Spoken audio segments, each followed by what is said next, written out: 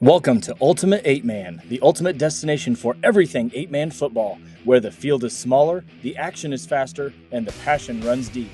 Whether you're a player, a coach, or a die-hard fan, we bring you breakdowns, tips and strategies, coaching insights, and jaw-dropping plays from across the 8-man world. Join us as we shine a light on the athletes and teams redefining the games, because in 8-man football, every snap counts.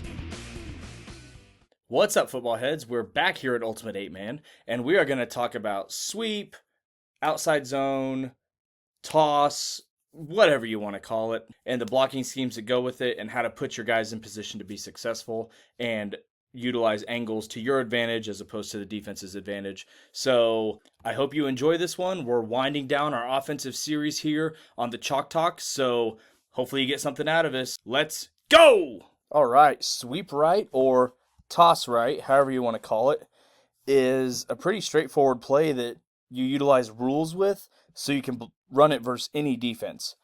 So the premise here is tight end is going to have to step to the outside shoulder and pin this defensive end in. This guard is unblocked, and that's important for later on. You'll see why. But guard is unblocked, so he's going to pull out and get the corner. We're trying to create an alley on this right side here. Fullback has his eyes on the linebacker. Wherever the linebacker goes, that's where the fullback's going. If linebacker comes forward, fullback is cutting it up and blocking him as well, just so he doesn't mud up the play. Nose takes his own step right. Guard tries to cut off on this backside here. One interesting thing we do that a lot of schools don't, or a lot of teams don't that I've noticed, is the quarterback has to get out and as the lead blocker tries to get to safety. If you can get all of this, it is a huge play, and we'll watch it right here. Toss, pulls, seal. You see that alley right there? If Q can get a decent block here, it's a big play for everybody involved and a game changer at that. So if you want to designate your rules that way, that's what it'll look like. The way you can block this is you can just base it, which this turns into an outside zone. Go. Which is really interesting because the end's doing the same thing. Blocking here, guard, if you want to call whatever, is going to take a zone step here and try to hit that linebacker. Those gets taken care of, backside linebacker gets taken care of. With this, so now the fullback instead of the guard is just going to go take the corner. Nothing else changes. The responsibilities are only changed between the guard and the fullback. So if we run that full speed here, this is what it looks like. Your guard's trying to get to that cutoff for the play side linebacker. Sometimes that's hard to do, and you can hold that linebacker by reversing out when you toss it, so that might be an option for you. Sometimes that linebacker is just hard to beat. So that's why we like the rules of the first unblocked goes out and sets the edge. Fullback finds the linebacker wherever they go. I think that's just a little bit of cleaner vision. Say you've got a stacked defense, it's a little bit harder to do, and you could probably just base this or man it, whatever you want to call it. Your guard going to the mic, fullback taking care of outside linebacker. Q, once he makes the toss, goes to corner, and then your tailback can bounce it outside. So if you just base it, I like it because you have a better angle for this guard to get the mic. So everybody's taken care of.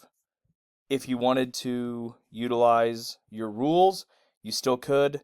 You're still going to go to corner. Fullback then is going to have to go to mic. Guard is going to almost do a fold block to the outside linebacker. Fullback's looking for mic. Wherever they're going, he could shoot. But show what it looks like here. But as you can tell, it gets kind of gummy doing that. So it can be done. We've done it, and it's worked fine.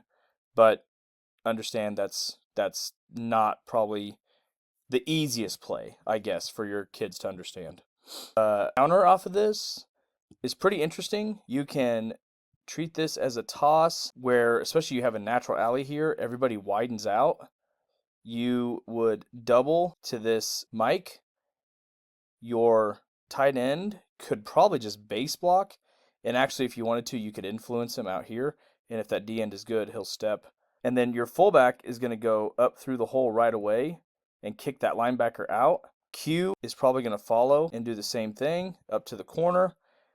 And then instead of your tailback putting it to the outside, they take 2 steps and then put their foot in the ground and go up to the B gap. So it's almost a toss ISO, toss lead, whatever you want to call it, but it's tighter. But if you have a defense, I mean, look how that opened up. That's what she said. If you have a defense that is very aggressive and will fly with any action, we'll go ahead and take that natural alley, double Mike, influence, or base block, however you want to do it. And then you can go up to linebacker. If he's running trying to beat the play, he's created a natural alley, and you've split here, which is a beautiful little wrinkle, especially against a natural alley like a 3-3 stack would give you. You can also, versus a stack, you can also just run sweep base, where we move that linebacker here, where you just base here, base here, base here, go get play side linebacker, go get corner, and the tailback can read it.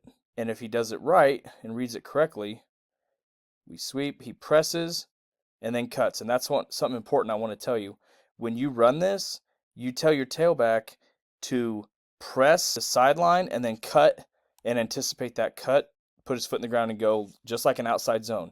So you're almost taking outside zone steps. You're taking an outside zone path. It's just tossing the ball, catching the ball instead of handing it off. And then press that sideline once you get to that 45-degree angle. You can plant your foot in the ground and get north and south right away. We don't want these guys to run horizontal to the sideline and then try and go because the defense can gather too quickly. Remember what I said about rules? So if you have a forefront at all where your center is uncovered, they replace the guard. This makes it really simple. Your guard, zone step right, tight end is going to go reach that defensive end. All right, your center replaces the guard and goes to corner. Fullback is going to go to play side linebacker and chase them. And then quarterback is going to go up, find the first guy. Tailback takes it, presses it. Quarterback's going to toss.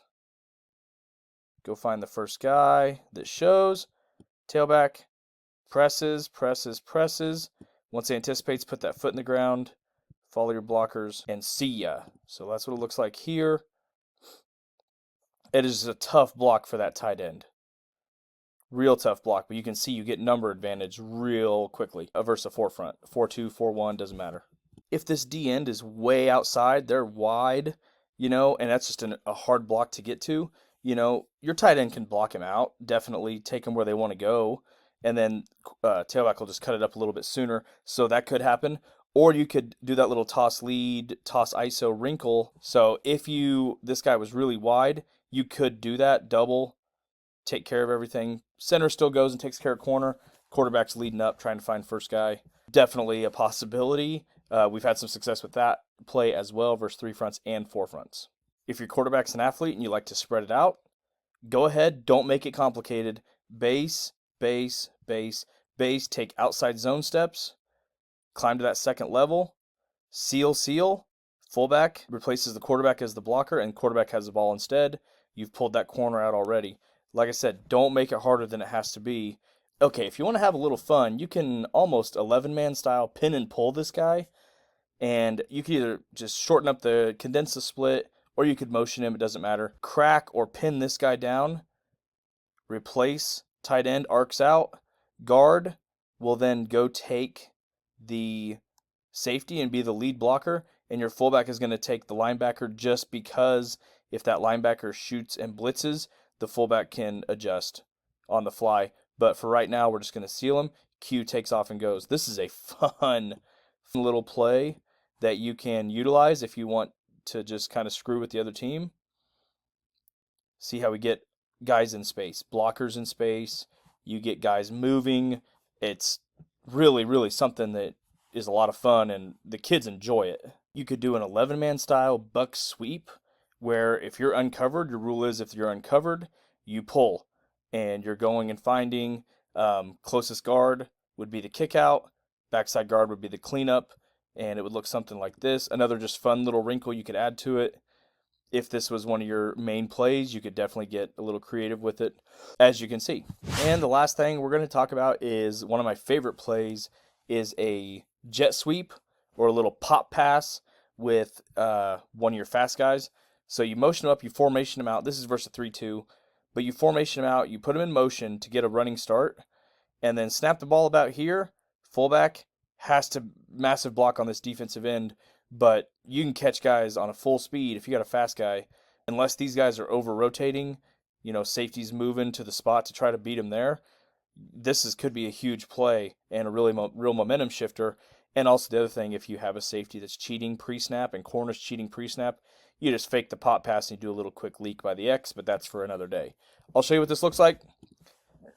One of my favorite formations, once again, it's versus a 3-2, and I'll show it to you versus other ones.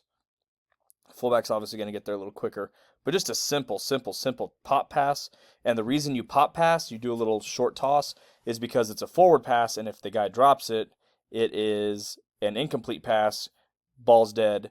If you hand it off and you fumble it, it's a fumble. So make sure you add that little pop pass into your repertoire? Nah, I don't know. If you had a 4-2, honestly, probably the best bet would just to be maintain your defensive line here. Keep your corner there. You know they're going to stay.